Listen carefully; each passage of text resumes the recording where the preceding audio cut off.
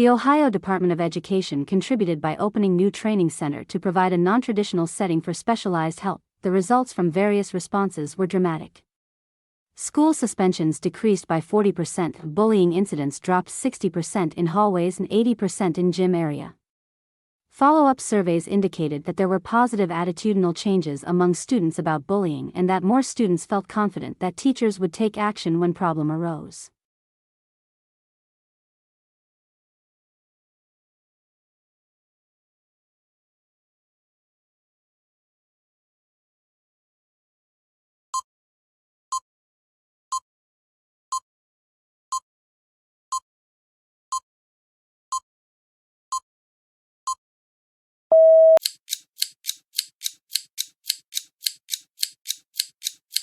Interviews and focus groups were conducted with students, identified as victims or offenders, teachers, and guidance counselors. Finally, the South Euclid Police Department purchased a geographic information system to conduct crime incident mapping of hotspots within the schools. The main findings pointed to 4 primary areas of concern: the environmental design of the school,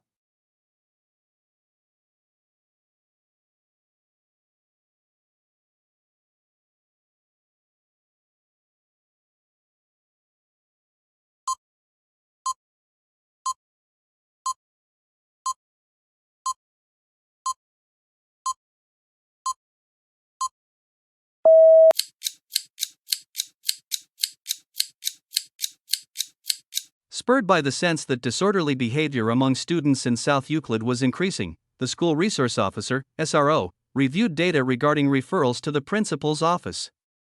He found that the high school reported thousands of referrals a year for bullying and that the junior high school had recently experienced a 30% increase in bullying referrals.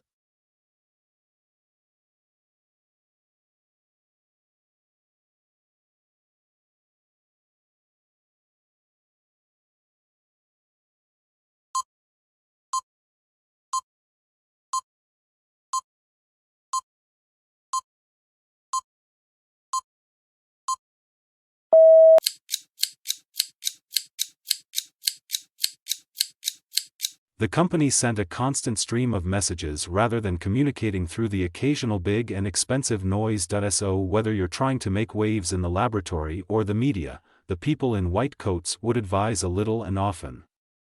A big budget is not the prerequisite of success. Intelligent planning and execution are.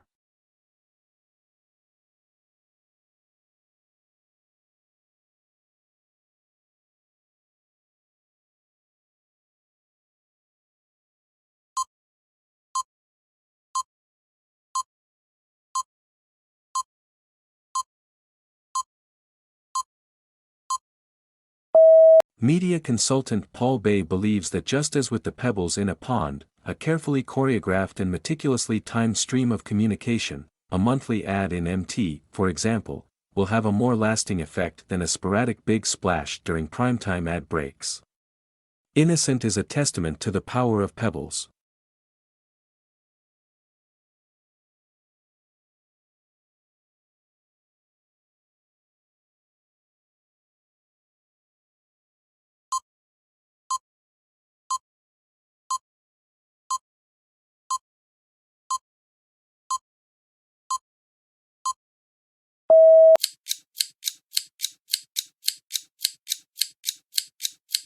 The history of marketers seeking the advice of physicists is a short one, but an understanding of the theory of resonance may give communications experts the edge. Resonance theory explains the curious phenomenon of how very small pebbles dropped into a pond can create bigger waves than a large brick.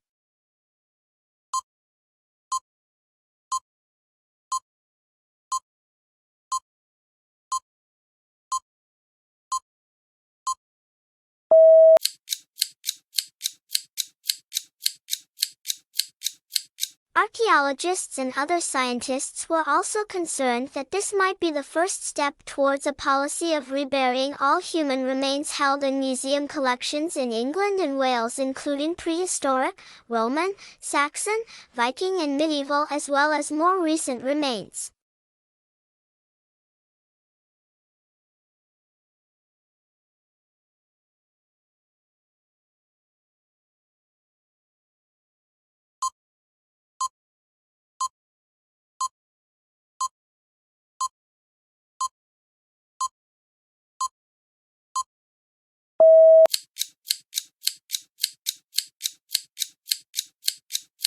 It became increasingly clear that many human remains in museum collections around the world represented the traces of colonial exploitation and discredited pseudoscientific theories of race.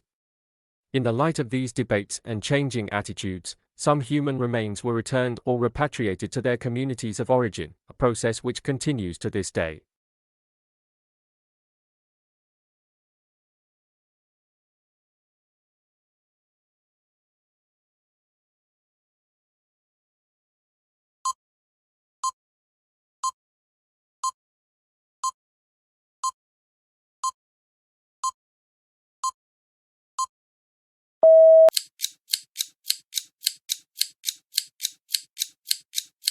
Alongside analyses of new finds, these advances have consistently thrown new light on existing collections of human remains in museums, universities, and other institutions. Given powerful emotional, social, and religious meanings attached to dead body, it is perhaps unsurprising that human remains pose distinctive set of ethical questions for archaeologists. With the rise of indigenous rights movements and emergence of post-colonial nations, the acquisition and ownership of human remains.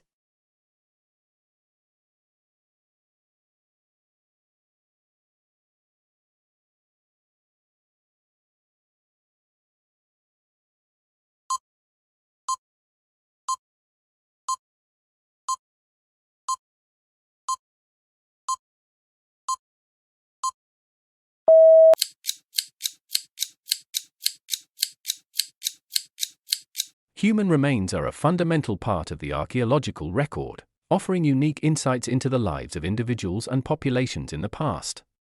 Like many archaeological materials, human remains require distinctive and specialized methods of recovery, analysis, and interpretation, while technological innovations and the accumulation of expertise have enabled archaeologists to extract ever greater amounts of information from assemblages of skeletal material.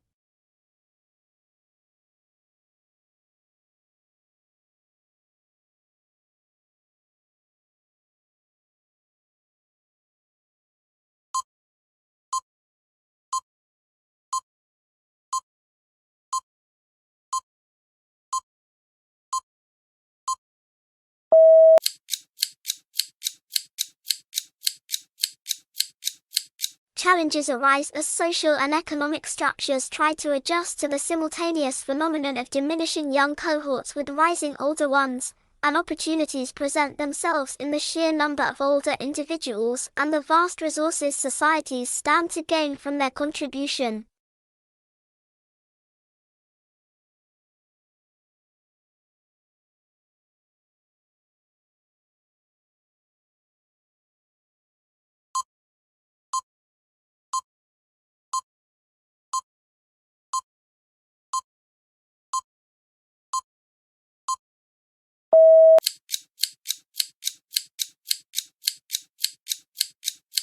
The demographic revolution, it is envisaged, will be at least as powerful. While the future effects are not known, a likely scenario is one where both the challenges, as well as the opportunities, will emerge from a vessel into which exploration and research, dialogue and debate are poured.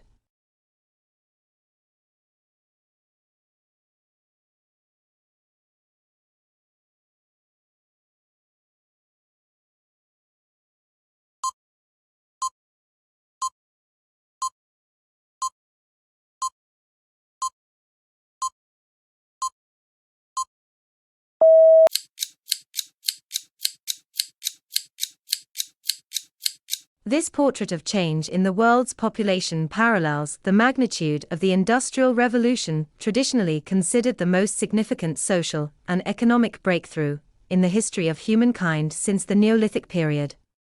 It marked the beginning of a sustained movement towards modern economic growth in much the same way that globalization is today marking an unprecedented and sustained movement toward a global culture.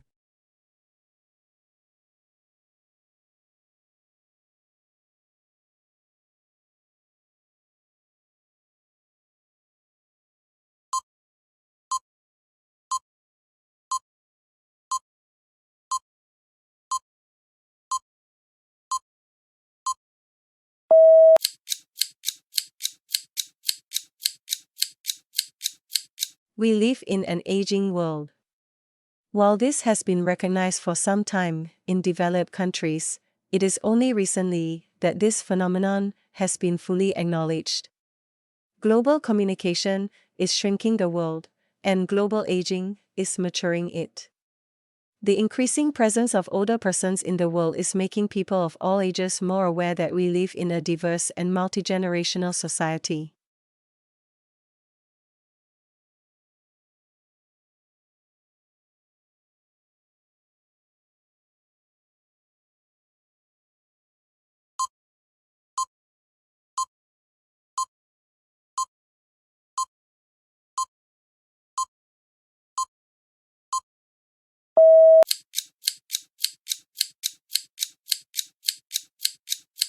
The result is a sector-wide fall in prices paid at the till. The growth of online retailers has also brought prices down, in part due to the ease with which customers can compare prices and purchase goods elsewhere if they find an item cheaper on a competitor's site. Retailers are also reluctant to offer different prices in their physical and online stores, according to retail analyst Richard Hyman, which means shops are forced to cut prices on the high street.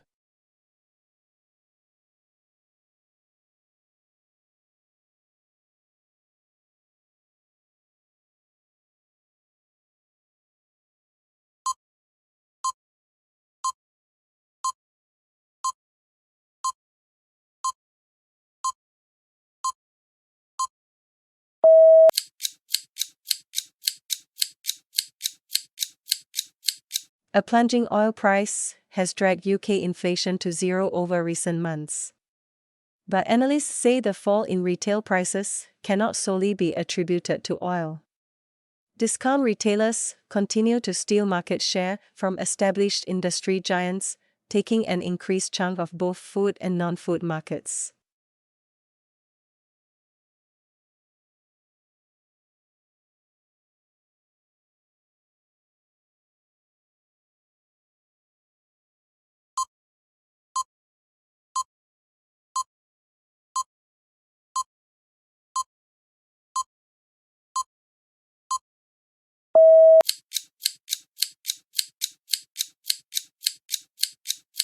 Coastal areas are susceptible to flooding from storm surges caused by hurricanes or typhoons.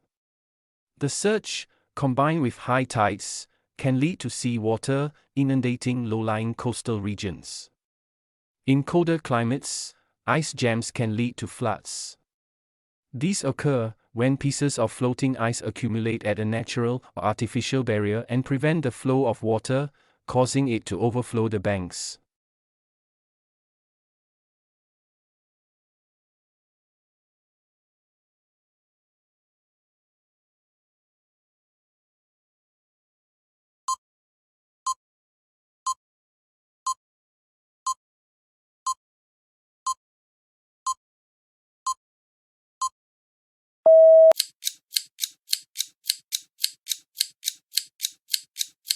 Because the driver, or sprayer, enjoys all the benefits of the activities but suffers only part of the cost, that individual engages in more than the economically efficient amount of the activity.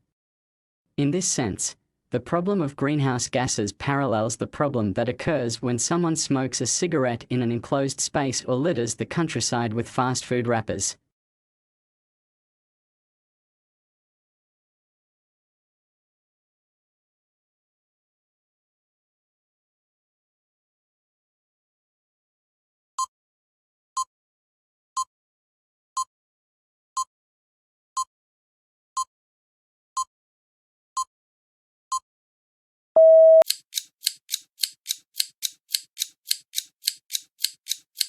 If we are to get individuals to reduce production of greenhouse gases to the efficient rate, we must somehow induce them to act as though they bear all the costs of their actions. The two most widely accepted means of doing this are government regulation and taxation, both of which have been proposed to deal with greenhouse gases.